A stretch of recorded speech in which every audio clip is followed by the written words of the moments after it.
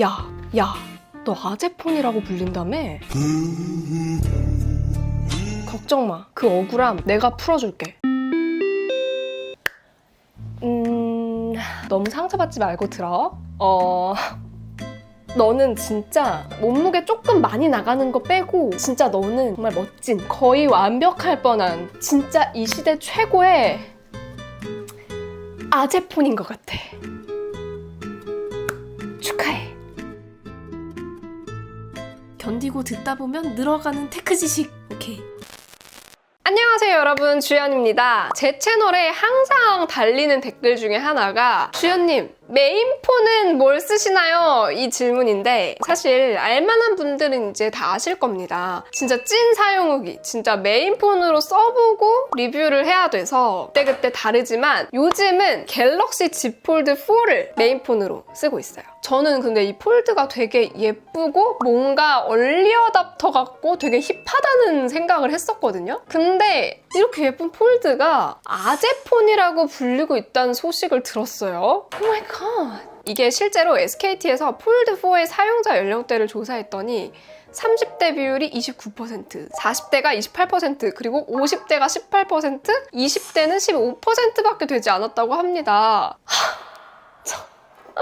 그래서 아재가 아닌 젊은이의 입장에서 리뷰해드리도록 하겠습니다. 렛츠고! 자, 아무래도 제 입장에서 써본 경험을 얘기하는 거라서 30, 40대 분들이랑은 사용 경험이 많이 다를 수 있어요. 이 점 참고해 주시고요. 제품 스펙이나 전작과의 차이점 같은 건 이미 이전 영상에서 제가 많이 이야기를 해드렸기 때문에 오늘은 정말 사용 경험에 집중해서 리뷰를 해보려고 합니다. 일단 제가 제품을 받고 나서 처음에 딱 상자를 열고 디자인을 봤는데 너무 예쁜 거예요. 원래는 갤럭시 제품들이 포장이 돼 있을 때 이런 비닐에 한번 감싸져서 이 상태로 이렇게 들어가거든요. 그래서 이렇게 열면은 까만 면만 보인단 말이에요. 근데 이번에는 열자마자 이게 딱 보이는 거예요. 너무 예쁘더라고요. 와, 이 베이지색은 정말 너무 잘 뽑았다라는 생각이 들었고 아무래도 좀 더 얇아졌기 때문에 뭔가 더 세련된 느낌이 들고 딱 닫았을 때도 훨씬 더 납작해졌어요, 힌지가. 그래서 이렇게 옆에서 봤을 때도 제가 여자 손이고 좀 손이 작은 편인데도 이렇게 닫아서 잡을 때는 아주 손에 착 들어오는 그런 느낌입니다. 카메라 부분도 생각보다 되게 깔끔하게 잘 마감을 해놨더라고요. 전체적으로 아주 만족스러운 디자인이었습니다. 네, 저처럼 사전 예약으로 구입하신 분들은 사전 예약 혜택으로 삼성케어 플러스 파손 보장형의 2년 무상으로 자동 가입이 됩니다. 여기에 가입되어 있으면 2년 동안 파손 시에 16만 원만 내면 파손 수리를 전체 그냥 싹 다 받을 수 있는 기회가 2번이 있다는 겁니다. 폴드의 디스플레이 단품 수리만 해도 40만 원이 넘거든요. 이거 꼭 알아두세요, 여러분. 혹시라도 바닥에 떨어뜨려서 화면에 뭐 금이 간다거나 힌지가 고장난다거나 이랬을 때 훨씬 저렴하게 수리를 할 수 있거든요. 어차피 얘가 와장창 깨져서 가루가 돼도 16만 원이면 거의 새 폰으로 수리할 수 있는 거라서 그냥 케이스 안 끼고 이 삼성케어 플러스 쓰시는 분들도 계시더라고요. 디스플레이 얘기도 해보죠. 디스플레이는 사실 전반적으로 굉장히 만족스러웠습니다. 일단 사용된 OLED 자체가 효율성이 높아졌기 때문에 배터리도 좀 덜 닳고 폴드 3보다도 약간 더 단단해진 정도거든요. 무엇보다 이 화면 주사율 120Hz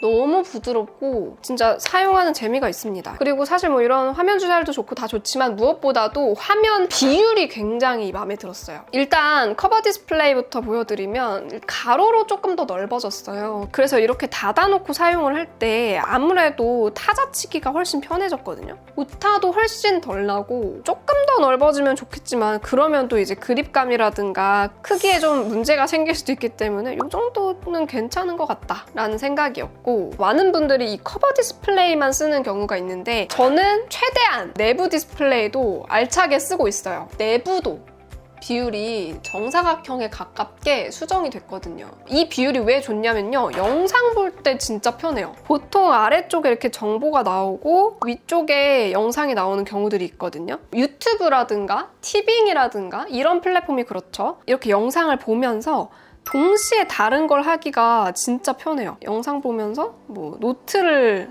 필기를 하고 싶다. 그러면 이렇게 멀티태스킹을 바로 할 수가 있잖아요. 진짜 좋은 점은 멀티태스킹을 해도 이 화면의 크기가 일반 바 타입 스마트폰의 화면하고 거의 비슷하다는 거예요. 일반 바타입 스마트폰에서 틀어도 이렇게 나오거든요. 양옆이 잘려서. 뭔지 아시죠? 이런 식으로 영상을 볼 수가 있는 건데 그냥 진짜 핸드폰 두 개를 붙여서 한쪽은 영상 보고 한쪽은 다른 거 하고 이런 느낌이 들더라고요. 그래서 뭐 저처럼 유튜브, 드라마, 영화 이런 거 많이 보시는 분들은 드라마는 틀어놓고 카톡하고 인스타하고 뭐 인터넷하고 이런 거 다 할 수 있잖아요. 혹은 뭐 뉴스를 계속 틀어놓는다거나 아니면 야구 경기를 계속 틀어놓는다거나 자기가 뭔가 놓치기 싫은 정보를 옆에다가 항상 띄워놓고 또 다른 거를 동시에 하기에 굉장히 편리한 화면 비율이었어요. 멀티태스킹은 또 3개까지 할 수 있어서 이 밑에다가 또 다른 거를 켜놓고 할 수가 있습니다. 근데 이 화면 비율이 오히려 불편할 때도 있어요. 예를 들어서 웹툰 같은 거 볼 때 이 그림을 크게 볼 수 있어서 되게 약간 단행본으로 보는 것 같은 그런 느낌도 들고 하는데 문제는 한 번에 보이는 내용이 너무 적은 거예요. 그래서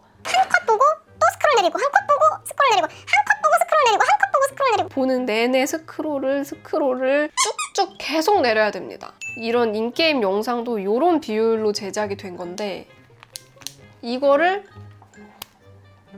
이제 이렇게 보고 있는 거예요. 그러니까 이 양옆에 이만큼이 잘려 있는 상황인 거죠. 이런 경우도 있고 지금 이렇게 게임 속에서 시야를 볼 때도 약간 답답해요. 이게 최대로 줄인 거거든요. 원래 길쭉한 바타입 스마트폰으로 하게 되면 좀 더 양옆이 넓어지기 때문에 게임을 할 때도 좀 더 이렇게 시야가 넓게 보이는 장점이 있어요. 지금은 그냥 평온한 상태여서 괜찮을 수 있는데 막 옆에서 공격 들어오고 이러면 이쪽에 바깥에서 지금 앵글 밖에서 오는 공격들도 있단 말이에요. 그럴 때 되게 위치를 파악하기 힘든 그런 단점이 있습니다. 그리고 지금 제가 이렇게 계속 덮었다가도 보여드리고 열었다가도 보여드리고 이게 다 연속이 되거든요. 설정에서 보시면 디스플레이에서 커버 화면에서 앱 계속 사용이라는 설정이 있어요. 여기서 어떤 앱을 그렇게 설정을 할 것인지를 선택할 수 있거든요. 저는 여기에서 모든 앱을 선택을 했습니다. 그리고 지금 게임을 하면서도 계속 보여드리고 있는데 여러분 어디에 UDC가 있는지 구분이 잘 되시나요? 이게 UDC를 싫어하시는 분들이 굉장히 많은 것 같더라고요. 지금 보시면 여기에 UDC가 들어가 있거든요. 눈으로 이렇게 가까이서 보면 아 여기가 UDC구나 라는 걸 알 수 있는데 어느 정도 이렇게 떨어뜨려 놓고 사용하다 보면은 눈에 거의 띄질 않아서 실제로 사용할 때는 여기가 이렇게 전체 화면 꽉 차 있는 것처럼 보여가지고 오히려 괜찮더라고요. 쓸만했어요. 그리고 이걸 보시고 이제 어떤 분들은 이런 식으로 UDC를 넣을 거면 전면 카메라를 안 넣으면 안 되겠느냐 하시는 분들도 계시는데 저는 이거 되게 유용하게 쓰고 있는 게 얼굴 인식으로 잘 쓰고 있습니다. 자, 그리고 진짜 중요한 무게. 사실 처음에는 이게 전작보다 8g 무거워졌고 그 당시 메인폰을 아이폰 13 프로 여기다가 이제 캐스티파이 케이스를 끼고 이렇게 사용을 하고 있었어서 이게 그렇게 무거운 줄 체감을 못했어요. 특히 한 손으로 쓸 때 이렇게 들고 쓰면은 무거워가지고 펼쳐서 더 많이 써보게 되더라고요. 근데 이제 폴드를 쓰다 보면 제일 짜증나는 순간이 바로 야외에서 달리기 할 때입니다. 얘는 진짜 너무 무거워서 바지도 축 처지고 계속 달리는데 걸리적거리고 심지어 또 제 워치는 LTE가 아니어가지고 음악을 듣거나 이제 연락을 받거나 그러려면 꼭 가지고 나가야 되거든요. 그래서 그냥 이렇게 손에 들고 뜁니다. 약간 바톤 들고 뛰는 것처럼 이렇게 들고 뜁니다. 그리고 케이스 쓸 때도 진짜 고민이 많이 됩니다. 사은품으로 받은 이 기본 케이스만 껴도 바로 그냥 뭔가 묵직해지고 두께도 훨씬 두툼해지고 좋지 않더라고요. 제가 항상 쓰는 케이스 있잖아요. 케이스티파이. 이런 거 쓰면 또 훨씬 힙해 보일 수 있거든요. 폴드4도 케이스티파이에서 케이스가 나왔더라고요. 진짜 엄청 힙하고 진짜 예쁜 제품들 많은데 문제는 그것까지 끼면은 너무 무거워질 것 같아가지고 그래서 이게 케이스 끼는데도 좀 자유도가 떨어진다. 너무 무거워서. 원래는 한 손으로 들고 폰을 이렇게 쓰다 보면은 절대로 그냥 이렇게 못 씁니다. 이렇게 썼다가는 와장창 떨어뜨릴 것 같아서 새끼손가락으로 이렇게 받치고 사용을 하게 되는데 진짜 며칠이 아니라 한 일주일을 그렇게 쓰니까 와 여기가 얼얼하더라고요. 새끼손가락이. 아 이거 어떻게 해야 될까 하다가 이 폰 스트랩을 샀습니다. 내가 새끼손가락으로 잡지 않아도 요거에다 손을 끼우고 이렇게 쓸 수가 있더라고요. 진짜 이거 쓰고 나서 제 새끼손가락이 훨씬 편해졌어요. 진짜 여러분 폴드 쓰시는 분들 요런 폰스트랩 꼭 하나씩 사서 쓰시기 바랍니다. 편하더라고요. 여보세요? 진행시켜. 지금 제가 끼워놓고 있는 케이스는 사전 예약 사은품으로 받은 삼성 정품 케이스예요. 이게 되게 아이디어가 좋다고 생각했던 게 이 모듈을 뺐다 꼈다 할 수가 있어요. 그래서 요거 하나 오는데 얘는 스탠딩 모듈이에요. 그래서 이렇게 끼워놓고 쓰다가 채워놓고 싶으면 이렇게 펼쳐서 세워서 쓸 수가 있습니다. S펜 모듈도 낄 수가 있는데 얘는 이렇게 껴서 S펜을 여기다 꽂으면 이런 식으로 S펜을 수납해서 들고 다닐 수가 있게 되는 겁니다. 되게 깔끔하고 예쁘죠? 여기다가 이제 추가로 이런 걸 하나 더 주셨는데 브랜드마다 콜라보를 해서 이렇게 제품들을 만들어 놨더라고요. 이런 걸로 껴가지고 좀 더 폰꾸 감성을 낼 수 있는. 문제는 이 S펜 거치하는 모듈이 내려놨을 때 무선 충전이 잘 안 돼서 필요할 때는 빼고 충전을 시켜야 되고 핸드폰 거치대에 세워놓고 싶을 때도 이런 모듈을 껴놓고 있으면 이게 잘 거치가 안 되더라고요. 아무래도 두꺼워지니까. 그래서 이럴 때는 납작한 모듈을 껴서 쓰거나 해야 됩니다. 그리고 S펜 얘기가 나와서 말인데 저는 S펜을 진짜 다양하게 가지고 있고 이 종류별로 S펜 리뷰도 해드렸잖아요. 근데 이런 S펜을 갖다 쓰면은 폴드용으로 제작된 S펜만 사용하십시오. 이런 식으로. 뭐 좀만 쓰려고만 하면 이 안내문이 뜨기 때문에. 그리고 조금 짜증나는 점은 이 S펜으로 필기를 할 때 저 같은 경우는 바닥에 내려놓고 쓸 때가 많거든요. 바닥에 내려놓고 쓰면 당연히 당당 이게 엄청 심해요. 그래서 내려놓고는 절대 못 쓸 수준이고 한 손으로 들고 필기를 하셔야 됩니다. 근데 저는 들고서 필기를 하면 뒷담이 글씨가 써지기 때문에 저는 사실상 필기를 거의 하지 않습니다. 사실상 폴드의 꽃은 멀티태스킹이죠. 앞서 말씀드린 것처럼 영상을 보면서 뭐 앱도 2개씩 사용할 수 있고 영상 같은 거 말고도 보시면 양옆에 인터넷을 2개를 켜놓고 뭐 쇼핑할 때 물건을 비교한다든가 기사 같은 걸 읽다가 환율이 궁금하거나 단어 뜻이 궁금하거나 이럴 때 다른 창에서 바로 찾아본다거나 항상 뭔가를 확인해야 하는 사람들에게 유용한 폰이에요. 그리고 멀티태스킹 할 때 설정에서 유용한 기능 실험실로 가보시면 멀티태스킹 을 밀어서 팝업 화면으로 변경, 밀어서 분할 화면으로 변경 이런 게 있거든요. 예를 들어서 이렇게 인터넷이 켜있을 때 분할 화면을 하나 더 만들고 싶다 그러면 2개의 손가락으로 이렇게 스와이프하면 바로 만들어집니다. 그래서 여기서 카카오톡을 열어가지고 바로 멀티태스킹을 할 수 있는데요. 저는 사실 그냥 태스크바에서 바로 그냥 끌어다가 이렇게 쓰기 때문에 원래는 이제 엣지 패널이라고 해가지고 손으로 딱 끌어서 꺼내면 되는 이런 패널에 자주 쓰는 앱들을 등록해놨다가 이걸 끌어서 멀티태스킹도 하고 이렇게 할 수가 있었는데 사실 이 엣지 패널 같은 경우는 터치를 하다 보면 원핸드 오퍼레이션 쓰시는 분들은 오른쪽에서 왼쪽으로 이렇게 끌어갈 때 엣지 패널이 잘못 열려가지고 안 좋은 경우도 있거든요. 그래서 저는 엣지 패널이 걸리적거릴 때가 많았는데 아랫부분을 살짝 끌어올리면 이렇게 태스크바가 나옵니다. 그래서 이 태스크바에서 바로 가고 싶은 앱을 열어서 멀티태스킹을 할 수도 있고 원하는 조합이 있으면 이 조합을 눌러가지고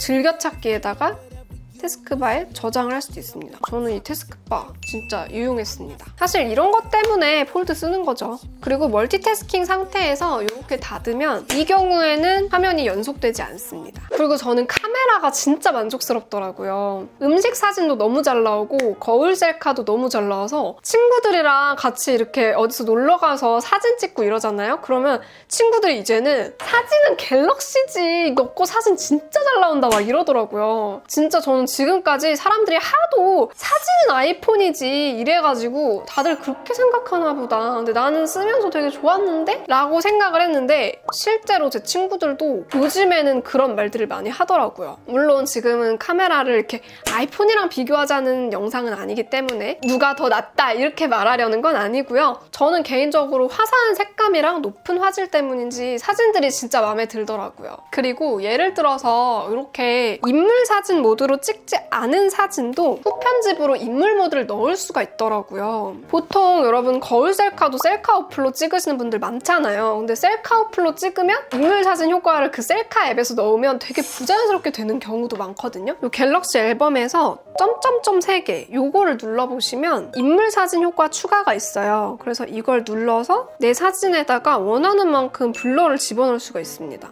중간 단계인 4단계 정도로 블러를 하면 이 정도로 되고요. 블러를 강하게 넣어도 꽤 자연스럽게 처리가 되더라고요. 그래서 이렇게 찍을 때부터 인물 사진을 하지 않아도 깔끔하게 인물 사진을 만들 수가 있습니다. 그리고 사실상 안쪽에 있는 UDC는 진짜 화질이 안 좋기 때문에 이걸로 뭐 셀카를 찍거나 하는 일은 거의 없고요. 전면 셀카를 찍고 싶을 때는 이 커버 화면에 있는 카메라로 찍거든요. 이걸로 보면서 사진을 찍는 경우가 훨씬 많고, 아니면 이렇게 펼쳐서 위쪽에 이 버튼을 딱 눌러주면 커버 화면 미리 보기를 켤 수가 있어요. 그래서 커버 화면으로 보면서 후면 셀카를 찍을 수 있습니다. 한번 찍어볼게요.